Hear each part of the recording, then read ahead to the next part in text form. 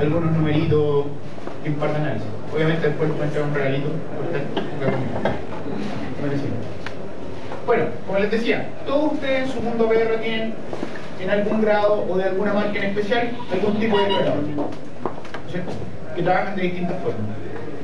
Hay grandes, chicos, de distintos colores, unos muy fuertes, unos más débiles, unos que tienen una calidad de fabricación exquisita, pero que no tienen repuestos en Chile. Más de algunos se enfrentado a eso, me incluyo. Y en general son de fabricaciones bastante elaboradas y que nos dan la condición de entregar una cantidad precisa y puntual de cloro, ya que si nos quedamos vamos a tener un proceso de potabilización deficiente, y si nos pasamos vamos a complicarnos un poco más con el tema del cloro y un par de enfermedades estomacales de algunos de nuestros clientes. Eso va a ser algo más grave. Un clorador, una bomba dosificadora, se compone de lo siguiente: tiene una carcasa, un cabezal con un esquema de Dorrings, una bobina electromagnética. ¿Me escuchan todo así? Sí. Una bobina electromagnética interior, una placa electrónica, una tapa con una empaquetadura para que no le entre humedad, una tapa frontal y una válvula de pie y una válvula de expulsión, ¿no es cierto? Esto, como todos sabemos que funciona como una especie de corazoncito. Bonito esto. Este corazoncito va golpeando bajo una línea de succión donde aspira, golpea y empuja el químico. En este caso, hipoclorito de sodio, hipoclorito de calcio, dióxido de cloro en algunos casos. ¿Qué tipo de desinfección ocupamos con estas bombas? Como les decía, el hipoclorito de sodio, el más común de todos. Cloro al 10%, lo compramos en versiones líquidas, en pastillas. El hipoclorito de calcio, el escamita, el cloro en escamita, que tiene concentraciones un poquito más altas, es baratísimo. Muy conseguible, muy dosificable, fácil de usar y no es muy agresivo. El dióxido de cloro es, en términos de cloración, lo más eficiente, pero es caro, es peligroso, genera unas sustancias raras y reacciona muy extraño con algunos metales pesados. No creo, o no conozco yo en realidad si algunas APR tienen en sus composiciones de agua, en su análisis de agua, tienen residuos metálicos, residuos de metal, ¿ya? Cerca, en los lugares más al norte, donde hay plagas mineros, donde hay procesos de metales, existen esos componentes y el dióxido de cloro se vuelve más que un amigo de la potabilización, un enemigo. Donde se pueden conocer aguas rojizas, aguas con fuertes olores similares al arsénico. Muy complicado. Continuamos. ¿Cómo calculamos el cloro? El cloro necesario para regularlo en agua. Es una fórmula súper sencilla que nos da la concentración deseada en ppm. ¿Cuánto ustedes le dan? ¿Cómo miden ustedes ppm? Los ppm o la concentración de cloro. ¿Cómo la miden ustedes? ¿Cómo mide la cantidad de cloro que tiene usted en el agua? ¿Cómo sabe? Bueno, por la cantidad de que ya tenemos en el instrumento ahí, ¿no? Con un colorímetro, ¿no es cierto? Le dice cuánto color, tal cantidad. Y eso lo van midiendo con una muestra diariamente. Perfecto.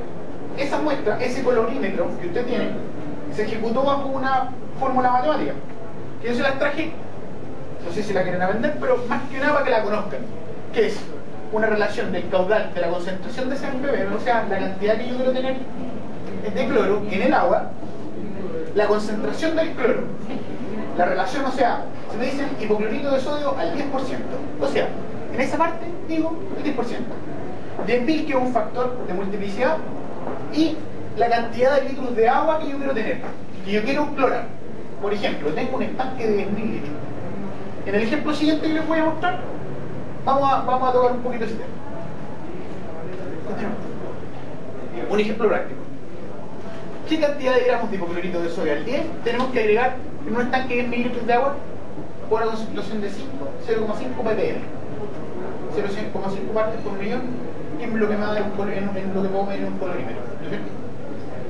Hay unos analizadores de cloro libre también que son bastante elaborados, más que el colorímetro. A ver. ¿Sí? Si yo digo, ¿podemos calcular eso? ¿Con la formulita que lo vimos recién? Sí, fácil. Tengo que 0,5 era en realidad, se me quedó el digitador. Consideremos que era, dejémoslo en un punto más arriba, 0,6. Bajo ese número voy a tener 0,6 litros de cloro. 0,06 litros de cloro, que va a ser 60 mililitros. O sea, un poquito menos de media taza. Para que tengamos más o menos claridad. Un gramo de cloro al 10% tiene 100 miligramos. En ese caso va a tener 100 miligramos de cloro concentrado, cloro puntual.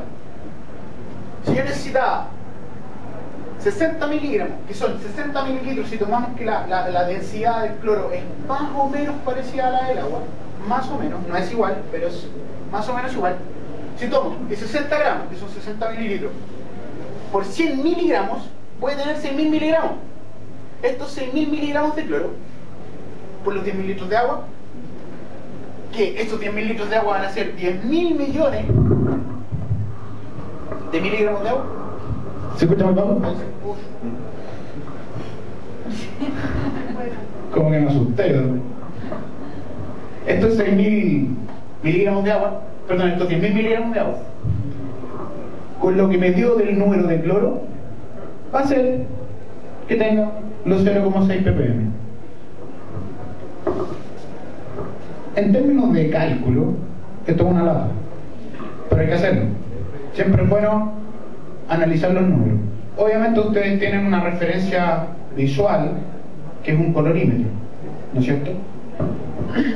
Toda tabla o toda aplicación de cloro obedece primero a una relación matemática, ¿ya?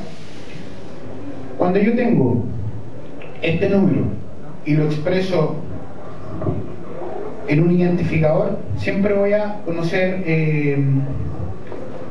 más o menos a lo que me tengo que acercar. Obviamente que toda cloración o toda dosificación va a depender un poco del agua que tenga.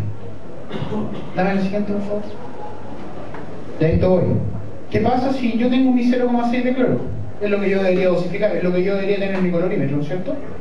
Pero ¿qué pasa si yo tengo una cantidad, tengo agua que tiene una cantidad elevadísima de microorganismos? ¿Qué va a pasar con mi demanda de cloro? Voy a necesitar mucho más cloro, obviamente. ¿Qué pasa si tengo una cantidad gigantesca de coliformes fetales? Si es que el agua la tomé cerca de alguna fosa. ¿Qué va a pasar con eso? ¿Qué pasa si los contrastes de agua son con números irracionales? ¿En qué sentido? Que no solamente podamos determinar que se hayan identificado coliformes, que se hayan identificado metales, que se hayan identificado algunos minerales extraños. O sea, obviamente, ¿qué es lo que les quiero mostrar? Que existe un número y existe una forma de calcular cosas, pero su experiencia práctica, aterrizándola quizá con algún toque teórico, funciona bastante mejor. ¿En qué sentido? Que ustedes conocen el día a día del agua potable, ¿me entienden? Y el conocer el día a día hace que entiendan que este número puede ser de verdad o puede ser solamente una buena referencia. Les quiero entregar a los que están aquí conmigo una tablita. Tíreselo. Si les falta, en mi stand les voy a entregar. Esta tablita es un poco el resumen del cálculo del cloro.